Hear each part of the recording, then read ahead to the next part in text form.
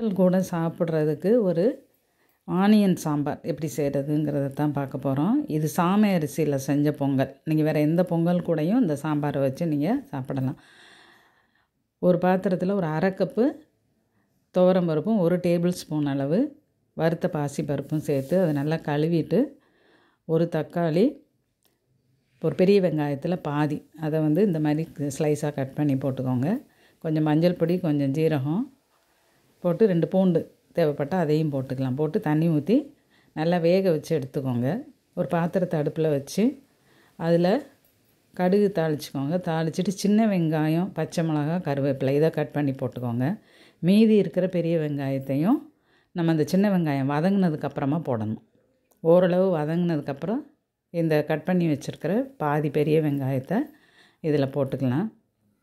போட்டுட்டு நல்லா வதக்கி விட்டுக்கோங்க. வதக்கி விட்டுட்டு அதை இந்த வேக வச்ச பருப்பு கூட சேர்த்துடலாம். பருப்பு நல்லா குழஞ்சி வெந்திருக்கும், அது கூட நீங்கள் சேர்த்துக்கோங்க. சேர்த்துட்டு இந்த சாம்பாருக்கு தேவையான குழம்பு மல்லித்தூள் 1.5 டீஸ்பூன்லேருந்து 2 டீஸ்பூன் அளவுக்கு இதில் போட்டுக்கலாம். போட்டுட்டு கொஞ்சமாக புளி கரைச்சி விட்டுக்கோங்க. தேவையான அளவு உப்பும் இப்போ சேர்த்துக்கலாம். வெறும் சின்ன வெங்காயம் மட்டும் வச்சு சாம்பார் வைக்கிறத விட இந்த மாதிரி சின்ன வெங்காயம் பெரிய வெங்காயமும் கலந்து செஞ்சு பாருங்கள். அது ஒரு தனி டேஸ்ட்டாக இருக்கும்.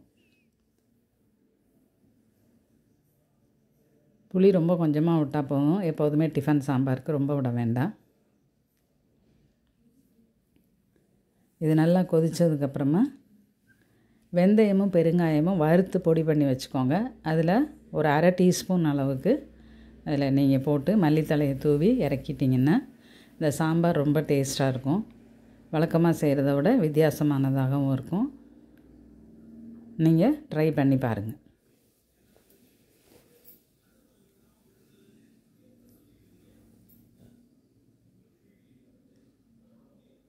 இது சிறுதானிய பொங்கல், சாமை அரிசியில் செஞ்சது. நீங்கள் வழக்கமாக செய்கிற பச்சரிசி பொங்கலுக்கும் இது நல்லாயிருக்கும். இட்லி தோசை கூட இது ரொம்பவே நல்லாயிருக்கும்.